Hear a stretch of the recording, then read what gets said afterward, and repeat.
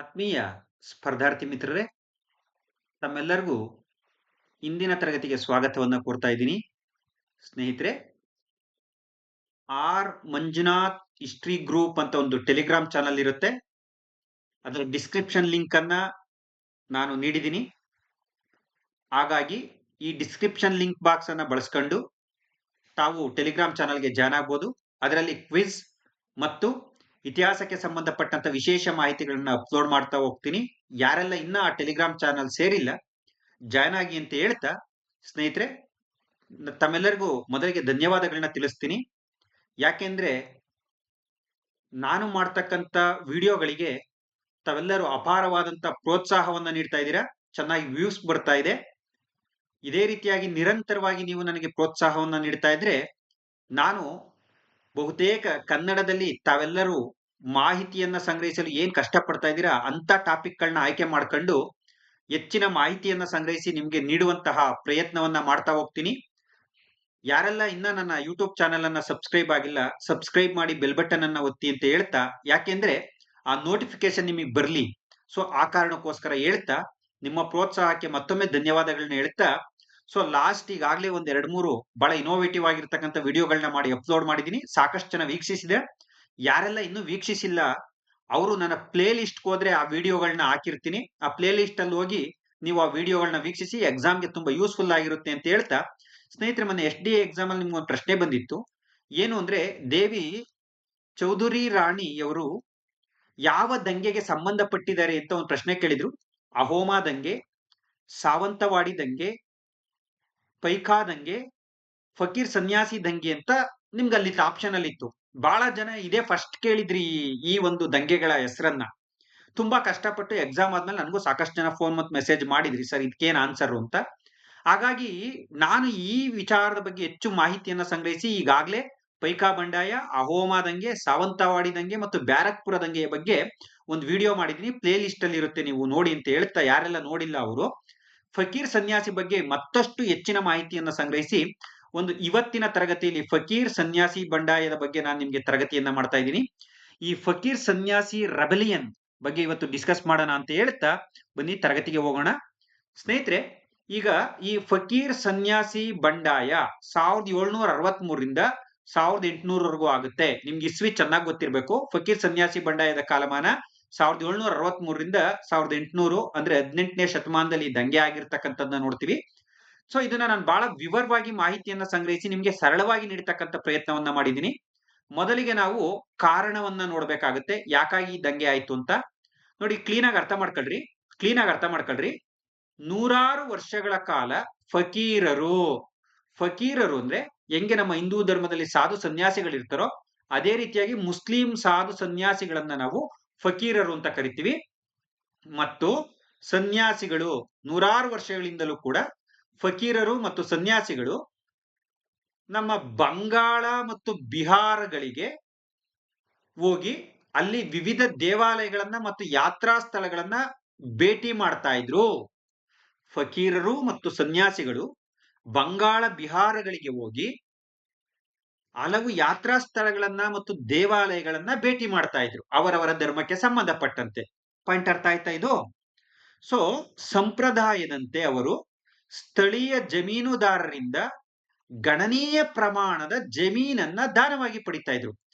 ಏನು ಇವರು ವಿವಿಧ ಯಾತ್ರಾ ಸ್ಥಳಗಳಿಗೆ ಮತ್ತು ದೇವಾಲಯಕ್ಕೆ ಭೇಟಿ ಕೊಡ್ತಾ ಇದ್ರು, ಆ ಕೊಟ್ಟಾಗ ಅಲ್ಲಿನ ಜಮೀನ್ದಾರರು ಏನ್ ಮಾಡ್ತಾ ಇದ್ರು, ಭೂಮಿಯನ್ನ ದಾನವಾಗಿ ಕೊಡ್ತಾ ಇದ್ರು ಅವ್ರಿಗೆ. ಒಂದು ಧರ್ಮದ ಒಂದು ಏನು ಕಾಣಿಕೆ ಅಂತ ಕರಿಬಹುದು, ಧಾರ್ಮಿಕ ನಂಬಿಕೆ ಅಂತ ಕರಿಬಹುದು. ಸೊ ಇವ್ರಿಗೆ ದಾನ ಕೊಟ್ರೆ ನಮ್ಗೆ ಒಳ್ಳೇದಾಗತ್ತೆ ಅಂತಕ್ಕಂಥ ನಂಬಿಕೆ. ಈ ದಾನ ಕೊಟ್ಟಿರ್ತಕ್ಕಂಥ ಜಮೀನಿಗೆ ಯಾವುದೇ ರೀತಿಯಾದಂತ ತೆರಿಗೆಯನ್ನ ವಿಧಿಸ್ತಾ ಇರಲಿಲ್ಲ. ಈ ಪಾಯಿಂಟ್ ಅರ್ಥ ಆಯ್ತಾ? ಸೊ ಇಲ್ಲೇನಾಯ್ತು, 1764ರಲ್ಲಿ ಬಕ್ಸರ್ ಕದನ ಆಯ್ತು. ನಿಮ್ಮೆಲ್ಲರಿಗೂ ಗೊತ್ತು, ಬ್ರಿಟಿಷ್ ಈಸ್ಟ್ ಇಂಡಿಯಾ ಕಂಪನಿಗೂ ಮತ್ತು ಬಂಗಾಳದ ನವಾಬ, ಔದ್ನ ನವಾಬ ಮತ್ತು ದೆಹಲಿ ಮೊಘಲ್ ದೊರೆಗೆ ಈ ಬಕ್ಸರ್ ಕದನದಲ್ಲಿ ಸೋತೋದ್ರು. ಬ್ರಿಟಿಷರು ಗೆದ್ರು, ಭಾರತೀಯರು ಸೋತ್ರು. ಆಗ 1765ರಲ್ಲಿ ಅಲಹಾಬಾದ್ ಒಪ್ಪಂದ ಆಯ್ತು. ಈ ಅಲಹಾಬಾದ್ ಒಪ್ಪಂದ ಏನ್ ಹೇಳಿತು ಅಂದ್ರೆ, ಬ್ರಿಟಿಷ್ ಈಸ್ಟ್ ಇಂಡಿಯಾ ಕಂಪನಿಗೆ ಬಂಗಾಳ ಮತ್ತು ಬಿಹಾರ ಭಾಗಗಳಲ್ಲಿ ದಿವಾನಿ ರೈಟ್ಸ್ ಅನ್ನ ಕೊಟ್ಟು ಮೊಘಲ್ ದೊರೆ. ದಿವಾನಿ ರೈಟ್ಸ್ ಅಂದ್ರೇನು? ಬ್ರಿಟಿಷರು ಕಂದಾಯ ವಸೂಲಿ ಮಾಡುವ ಅಧಿಕಾರ, ಬ್ರಿಟಿಷರು ಕಂದಾಯ ವಸೂಲಿ ಮಾಡುವ ಅಧಿಕಾರ. ಅಂದ್ರೆ ಬಂಗಾಳ ಬಿಹಾರದಲ್ಲಿ ಕಂದಾಯ ವಸೂಲಿ ಮಾಡುವ ಅಧಿಕಾರ ಬ್ರಿಟಿಷರಿಗೆ ಮತ್ತು ಆಡಳಿತ ಮಾಡುವ ಅಧಿಕಾರ ನವಾಬನಿಗೋಯ್ತು. ಅಂದ್ರೆ ಈಗ ದುಡ್ಡು ಕಲೆಕ್ಟ್ ಮಾಡೋದು ಯಾರು? ಪಾಯಿಂಟ್ ಅರ್ಥ ಮಾಡ್ಕೊಳ್ಳಿ, ನವಾಬ. ಅದರಂತೆ ಈ ಬ್ರಿಟಿಷರು ಏನ್ ಮಾಡಿದ್ರು, ಟ್ಯಾಕ್ಸ್ ಅನ್ನ ಕಲೆಕ್ಟ್ ಮಾಡಕ್ ಸ್ಟಾರ್ಟ್ ಮಾಡಿರು ಮತ್ತು ತಮ್ಮ ಆದಾಯವನ್ನು ಹೆಚ್ಚಿಸ್ಕೊಳ್ಳಿಕ್ಕೆ ಅಧಿಕ ವೆಚ್ಚದ ತೆರಿಗೆಯನ್ನ ವಿಧಿಸಿದ್ರು, ಜಾಸ್ತಿ ಟ್ಯಾಕ್ಸ್ ಹಾಕಿದ್ರು. ಪಾಪ ನಮ್ಮ ಹಳೆಯ ಜಮೀನ್ದಾರರು ಟ್ಯಾಕ್ಸ್ ಕಟ್ಟಕ್ ಆಗ್ಲಿಲ್ಲ, ಅವ್ರು ವಿಧಿಸಿದಷ್ಟು ಟ್ಯಾಕ್ಸ್ ಕಟ್ಟಕ್ಕೆ ಕಷ್ಟ ಆಯ್ತು. ಆಗ ಬ್ರಿಟಿಷರ್ ಏನ್ ಮಾಡಿದ್ರು, ಈ ಜಮೀನನ್ನ ಹೊಸ ಖರೀದಿದಾರರಿಗೆ ಕೊಟ್ರು. ತಾವ್ ಹೇಳಿದ ರೇಟ್ ಯಾರು ಪರ್ಚೇಸ್ ಮಾಡ್ತಾರೋ ಅವ್ರಿಗೆ ಕೊಟ್ರು. ಈಗ ಏನ ದಾನ ಧರ್ಮ ನೀಡಿದಂತ ಜಮೀನ್ದಾರರು ಅಧಿಕಾರವನ್ನ ಕಳ್ಕೊಂಡ್ರು. ಬ್ರಿಟಿಷರು ಇಷ್ಟೇ ಮಾಡ್ಲಿಲ್ಲ, ಫಕೀರರನ್ನ ಮತ್ತು ಸನ್ಯಾಸಿಗಳನ್ನ ಲೂಟಿಕೋರರು, ಕಳ್ಳರು, ದರೋಡೆಕೋರರು ಅನ್ನೋ ಅರ್ಥದಲ್ಲಿ ನೋಡಿದ್ರು. ಪಾಯಿಂಟ್ ನಂಬರ್ 1, ಫಕೀರರು ಮತ್ತು ಸನ್ಯಾಸಿಗಳು ಬಂಗಾಳ ಬಿಹಾರಕ್ಕೆ ಯಾತ್ರೆಯನ್ನ ಹೋಗ್ತಾ ಇದ್ರು. ಒಂದು ಧಾರ್ಮಿಕ ನಂಬಿಕೆಯಂತೆ ಅವರಿಗೆ ಸ್ಥಳೀಯ ಜಮೀನ್ದಾರರು ಭೂಮಿಯನ್ನ ದಾನ ಕೊಡ್ತಾ ಇದ್ರು. Point number 2. Point number 3, Buxar ಕದನ ಆಯ್ತು, ಬ್ರಿಟಿಷರು ಗೆದ್ರು. ಪಾಯಿಂಟ್ ನಂಬರ್ 4, ಅಲಹಾಬಾದ್ ಒಪ್ಪಂದ ಆಗಿ ಬ್ರಿಟಿಷರಿಗೆ ಕಂದಾಯ ವಸೂಲಿ ಮಾಡುವ ಅಧಿಕಾರ ಸಿಕ್ತು. ಪಾಯಿಂಟ್ ನಂಬರ್ 5, ಅದಕ್ಕಾಗಿ ಬ್ರಿಟಿಷರು ಅಧಿಕ ವೆಚ್ಚದ ತೆರಿಗೆಯನ್ನು ವಿಧಿಸಿದ್ರು. ಪಾಯಿಂಟ್ ನಂಬರ್ 6, ಹಳೆಯ ಜಮೀನ್ದಾರರು ಕಂದಾಯ ನೀಡುವಲ್ಲಿ ವಿಫಲ ಆದ್ರು ಆ ಕಂದಾಯವನ್ನು ಭರಿಸುವಲ್ಲಿ. ಪಾಯಿಂಟ್ ನಂಬರ್ 7, ಬ್ರಿಟಿಷರಿಗೆ ಜಮೀನನ್ನ ಏನ್ ಮಾಡಿದ್ರು, ಮಾರಾಟಕ್ಕಿಟ್ಟು ಯಾರು ಕೊಂಡ್ಕೊಂತಾರೋ ಅವ್ರಿಗೆ ಕೊಟ್ರು ಮತ್ತು ಅಲ್ಲಿದ್ದಂತ ಫಕೀರರನ್ನ ಸನ್ಯಾಸಿಗಳನ್ನ ಲೂಟಿಕೋರರಂತೆ ನೋಡಿದ್ರು. ಅರ್ಥ ಆಯ್ತಾ? ಈಗ ಎರಡನೇ ಪಾಯಿಂಟ್, ಎರಡನೇ ಕಾರಣ, 1770ರಲ್ಲಿ ಭೀಕರ ಬರಗಾಲ ಬಂತು, ಕಂದಾಯ ಕಟ್ಟಕ್ ಸಾಧ್ಯನೇ ಆಗ್ಲಿಲ್ಲ. ಅರ್ಥ ಆಯ್ತಾ? ಈ ನಡುವೆ ಏನಾಯ್ತು, ಇದೆಲ್ಲವನ್ನ ವಿರೋಧಿಸಿ ಆರಂಭಿಕ ಪ್ರತಿಭಟನೆಯನ್ನ ಫಕೀರರು ಮತ್ತು ಸನ್ಯಾಸಿಗಳು ತೋರಿಸಿದ್ರು. ಇದ್ರ ವಿರುದ್ಧ, ನಮ್ಮನ್ನ ಕಳ್ಳರು ತರ ನೋಡ್ತೀರಾ, ನಮ್ ಲೂಟಿಕೋರ್ರ, ಬರಗಾಲ ಬಂದದ್ ನಮಗೆ ಸಪೋರ್ಟ್ ಮಾಡ್ರಿ ಅಂತ. ಬ್ರಿಟಿಷರ್ ಏನ್ ಮಾಡಿದ್ರು, ಏನನ್ನೋ ಕಾರಣ ಕೊಡದೆ ಅವ್ರನ್ನ ಯಾರ್ಯಾರು ಪ್ರತಿಭಟನೆ ಮಾಡಿದ್ರು ಫಕೀರರು ಸನ್ಯಾಸಿಗಳು ಅವ್ರನ್ನ ಕೊಂದ್ರು. ಅರ್ಥ ಆಗ್ತದ? ಈಗ ಸಹಿಸ್ಕೊಂಡಿರಕ್ಕಾಗತ್ತ? ಉಳಿದಂತ ಫಕೀರರು ಸನ್ಯಾಸಿಗಳಿದ್ರಲ್ಲ, ಸುಮಾರು 50,000 ಜನ ದಂಗೆ ಎದ್ರು. ಇದನ್ನೇ ಫಕೀರ್ ಸನ್ಯಾಸಿ ದಂಗೆ ಅಂತ ಕರಿತೀವಿ. ಅರ್ಥ ಆಯ್ತಪ್ಪ? ಇದು 3ನೇ ಸ್ಟೆಪ್. ಈಗ ಮುಂದಕ್ಕೆ ಹೋಗೋಣ. ನೆಕ್ಸ್ಟ್, ಈ ದಂಗೆಯ ನಾಯಕರು ಯಾರು? ಫಕೀರರ ಪರವಾಗಿ, ಅಂದ್ರೆ ಮುಸ್ಲಿಂ ಧಾರ್ಮಿಕ ಗುರುಗಳ ಪರವಾಗಿ ಮಜ್ನೂನ್ ಶಾ ಅಂತಕ್ಕಂಥವ್ರು ನಾಯಕತ್ವವನ್ನು ವಹಿಸ್ಕೊಂಡ್ರು. ಮಜ್ನೂನ್ ಶಾ ಯಾರು ಹೇಳ್ರಿ? ಮಜ್ನೂನ್ ಶಾ. ಕ್ಲೀನ್ ಆಗಿ ಹೆಸರು ನೋಡ್ಕೊಳ್ರಿ. ನೀವೇನ್ ಮಾಡ್ಬೇಕು, ವಿಡಿಯೋ ನೋಡ್ತಾ ಪಾಸ್ ಮಾಡಿ ನೋಟ್ ಮಾಡ್ಕೊಳ್ರಿ. ನಾನು PDF ಹಾಕಲ್ಲ, ಯಾಕಂದ್ರೆ ಬಹಳ ಜನ PDF ಹಾಕಿರ PDF ಡೌನ್ಲೋಡ್ ಮಾಡ್ಕೊಂಡೆ ಓದ್ತೀರ, ಯಾರು ವಿಡಿಯೋನೇ ನೋಡಲ್ಲ. ಅದಕ್ಕೆ ತಮಾಷೆ ಮಾಡಿದೆ, ಹಾಕನ ಬಿಡಿ. ಮಜ್ನೂನ್ ಶಾ, ಅರ್ಥ ಆಯ್ತಾ? ಮಜ್ನೂನ್ ಶಾನ ನೇತೃತ್ವದಲ್ಲಿ ದಂಗೆ ಎದ್ರು. ಆಗ ಮಜ್ನೂನ್ ಶಾನನ್ನ ಬ್ರಿಟಿಷರ್ ಏನ್ ಮಾಡಿದ್ರು, ಕೊಂದ್ರು, ಸಾಯಿಸ್ಬಿಟ್ರು.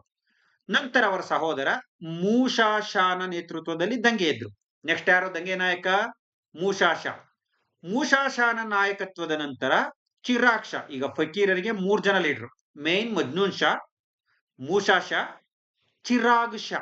ನೋಟ್ ಮಾಡ್ಕೋಬೇಕು ಒಂದ್ ಕಡೆ, ವೆರಿ ಇಂಪಾರ್ಟೆಂಟ್. ವಿಡಿಯೋ ಪಾಸ್ ಮಾಡಿ ನೋಟ್ ಮಾಡ್ಕೊಳ್ರಿ. ಫಕೀರರ ನಾಯಕರಿವರು.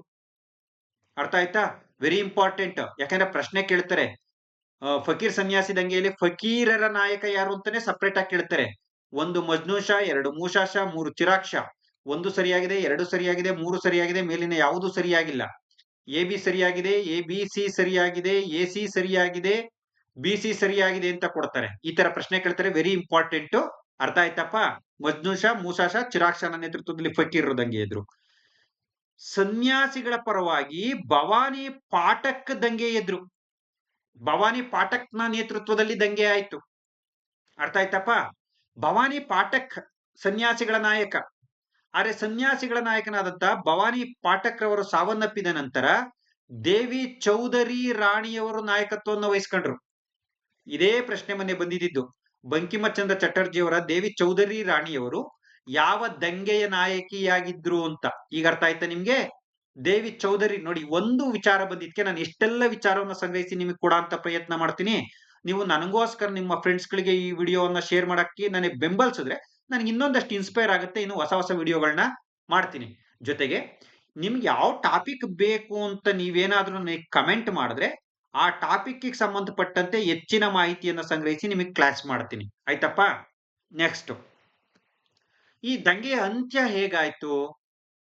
ವಾರನ್ ಹೇಸ್ಟಿಂಗ್ಸ್ ನ ನೇತೃತ್ವದಲ್ಲಿ ಈ ದಂಗೆಯನ್ನ ಹತ್ತಿಕ್ಕಲಾಯಿತು. ಫಕೀರ್ ಸನ್ಯಾಸಿ ದಂಗೆಯನ್ನ ಹತ್ತಿಕ್ಕಿದ ಬ್ರಿಟಿಷ್ ನಾಯಕ ಯಾರು ಅಂತ ಕೇಳಿದ್ರೆ ವಾರನ್ ಹೇಸ್ಟಿಂಗ್ಸ್. ಈಗ ನಿಮ್ಗೆ ಫಕೀರ್ ಸನ್ಯಾಸಿ ದಂಗೆ ಬಗ್ಗೆ ಯಾವುದೇ ಪ್ರಶ್ನೆಗಳು ಅಪ್ಡೇಟೆಡ್ 2026 ಅಲ್ಲಿ ಬಂದ್ರು ನೀವು ಉತ್ತರ ಬರೀಬಹುದು.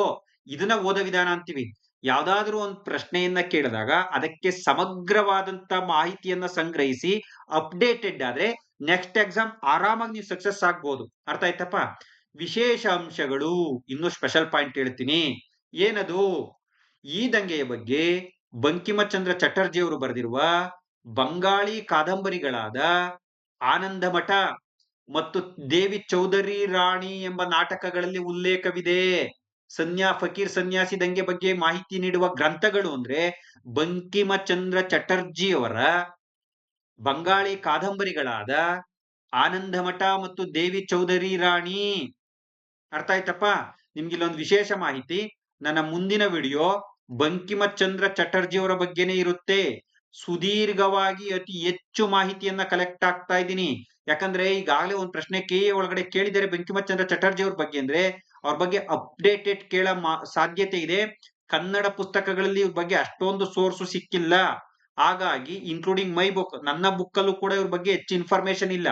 ಹಾಗಾಗಿ ಮುಂದಿನ ವಿಡಿಯೋದಲ್ಲಿ ಬಂಕಿಮಚಂದ್ರ ಚಟರ್ಜಿ ಯಾರು, ಅವರು ಯಾವೆಲ್ಲ ಕಾದಂಬರಿಗಳನ್ನ ಬರೆದಿದ್ದಾರೆ, ಪ್ರತಿ ಕಾದಂಬರಿಯ ವಿಶೇಷತೆ ಏನು ಮತ್ತು ಎಕ್ಸಾಮ್ ದೃಷ್ಟಿಯಿಂದ ಆ ಕಾದಂಬರಿಗಳನ್ನ ಏನೆಲ್ಲ ಕೇಳಬಹುದು ಅಂತಕ್ಕಂಥ ಮಾಹಿತಿಯನ್ನ ಸಂಗ್ರಹಿಸ್ತಾ ಇದ್ದೀನಿ. ನೆಕ್ಸ್ಟ್ ವಿಡಿಯೋದಲ್ಲಿ ನಾನು ಕೊಡ್ತೀನಿ. ಆ ವಿಡಿಯೋ ಬೇಕು ಅಂದ್ರೆ ಸಬ್ಸ್ಕ್ರೈಬ್ ಮಾಡಿ ಬೆಲ್ ಬಟನ್ ಅನ್ನ ಒತ್ತಿ. ಆ ವಿಡಿಯೋ ನಿಮ್ಗೆ ನಾನು ಮಾಡಿದ ಕೂಡಲೇ ನೋಟಿಫಿಕೇಶನ್ ಬರುತ್ತೆ. ನೆಕ್ಸ್ಟ್ ಸ್ನೇಹಿತರೆ, ಈ ನಿಮ್ಗೆ ಇನ್ನೂ ಡೆಪ್ತ್ ಆಗಿ ಏನನ್ನ ಕೇಳಿದ್ರೆ ಭವಾನಿ ಪಾಠಕ್ ಹೆಸರನ್ನ ಉಲ್ಲೇಖಿಸಿರುವ ಕೃತಿ ಯಾವುದು ಅಂತ ಕೇಳಬಹುದು. ದಂಗೆಯ ನಾಯಕ ಭವಾನಿ ಪಾಠಕ್ ರವರ ಹೆಸರನ್ನ ಉಲ್ಲೇಖಿಸಿರುವ ಕೃತಿ ಆನಂದ ಮಠ. ಈ ಕೃತಿಯ ಬಗ್ಗೆ ಮುಂದಿನ ವಿಡಿಯೋದಲ್ಲಿ ಹೆಚ್ಚಿನ ಮಾಹಿತಿಯನ್ನ ಕೊಡ್ತೀನಿ. ಆನಂದ ಮಠ ಮತ್ತು ದೇವಿ ಚೌಧರಿ ರಾಣಿಯವರ ಹೆಸರನ್ನ ಉಲ್ಲೇಖಿಸಿರುವ ಕೃತಿ ಯಾವುದು ಅಂತ ಕೇಳಬಹುದು. ಆ ಕೃತಿ ಕಾದಂಬರಿ ಹೆಸರೇ ನಮ್ಮ ಬಂಕಿಮಚಂದ್ರ ಚಟರ್ಜಿ ಅವರು ಬರೆದಿರ್ತಕ್ಕಂಥದ್ದು ದೇವಿ ಚೌಧರಿ ರಾಣಿ ಅಂತ. ದೇವಿ ಚೌಧರಿ ರಾಣಿ ಅಂತ ಈ ಕೃತಿಯ ಬಗ್ಗೆನೂ ಕೂಡ ಮುಂದಿನ ನಾನು ವಿಡಿಯೋದಲ್ಲಿ ಇನ್ಫಾರ್ಮೇಶನ್ ಅನ್ನ ಕೊಡ್ತೀನಿ. ಸೊ ಇದಿಷ್ಟು ಕೂಡ ಇಂದಿನ ತರಗತಿ. ಒಂದ್ಸಲಿ ರೀಕ್ಯಾಪ್ ಮಾಡ್ಕೊಳ್ಳೋಣ. ನೋಡಿ, ಫಕೀರ್ ಸನ್ಯಾಸಿ ಬಂಡಾಯ 1763ರಿಂದ 1800ರವರೆಗೂ ಆಯ್ತು. ಕಾರಣ, ನೂರಾರು ವರ್ಷಗಳ ಕಾಲ ಫಕೀರರು ಮತ್ತು ಸನ್ಯಾಸಿಗಳು ಬಂಗಾಳ ಬಿಹಾರ ಭಾಗಗಳ ದೇವಾಲಯಗಳು ಮತ್ತು ಯಾತ್ರಾ ಸ್ಥಳಗಳಿಗೆ ಭೇಟಿ ಕೊಡ್ತಾ ಇದ್ರು. ಸ್ಥಳೀಯ ಜಮೀನ್ದಾರರು ಅವರಿಗೆ ದಾನವನ್ನ ಕೊಡ್ತಾ ಇದ್ರು. ಬಕ್ಸರ್ ಕದನ ಆದ್ಮೇಲೆ ಅಲಹಾಬಾದ್ ಒಪ್ಪಂದ ಆಯ್ತು. ಬ್ರಿಟಿಷರು ಬಂಗಾಳ ಬಿಹಾರ ಭಾಗಗಳಲ್ಲಿ ಕಂದಾಯ ವಸೂಲಿ ಮಾಡುವ ಅಧಿಕಾರವನ್ನ ಪಡೆದ್ರು. ಅದರಂತೆ ಅಧಿಕ ವೆಚ್ಚದ ತೆರಿಗೆಯನ್ನ ವಿಧಿಸಿದ್ರು. ಈ ತೆರಿಗೆಯನ್ನ ಜಮೀನ್ದಾರರು ಕಟ್ಟಲಿಕ್ಕೆ ಸಾಧ್ಯ ಆಗ್ಲಿಲ್ಲ. ಆಗ ಬ್ರಿಟಿಷರು ಆ ಜಮೀನನ್ನ ಜಮೀನ್ದಾರರಿಂದ, ಹಳೆ ಜಮೀನ್ದಾರರಿಂದ ಕಿತ್ತು ಹೊಸ ಖರೀದಿದಾರರಿಗೆ ನೀಡಿದ್ರು ಮತ್ತು ಫಕೀರರು ಸನ್ಯಾಸಿಗಳನ್ನ ಲೂಟಿಕೋರರಂತೆ ನೋಡಿದ್ರು. ಇದ್ರ ಜೊತೆಗೆ 1770ರಲ್ಲಿ ಭೀಕರ ಕ್ಷಾಮ ಆಯ್ತು. ಆಗ ಇದರ ವಿರುದ್ಧ ನಮ್ಮ ಫಕೀರರು ಮತ್ತು ಸನ್ಯಾಸಿಗಳು ಪ್ರತಿಭಟನೆಯನ್ನ ತೋರಿದ್ರು. ಅವರನ್ನ ಯಾವುದೇ ಕಾರಣಗಳಿಲ್ಲದೆ ಕೊಲ್ಲಲಾಯಿತು.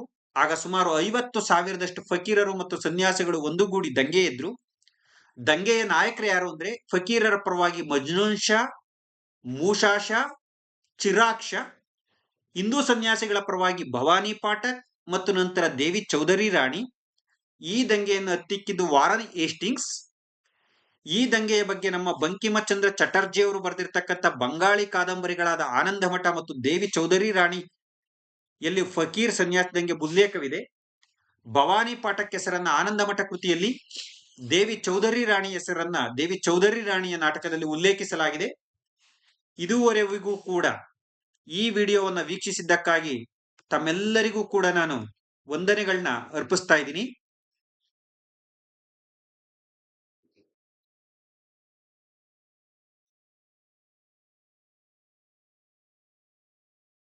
ಧನ್ಯವಾದಗಳು.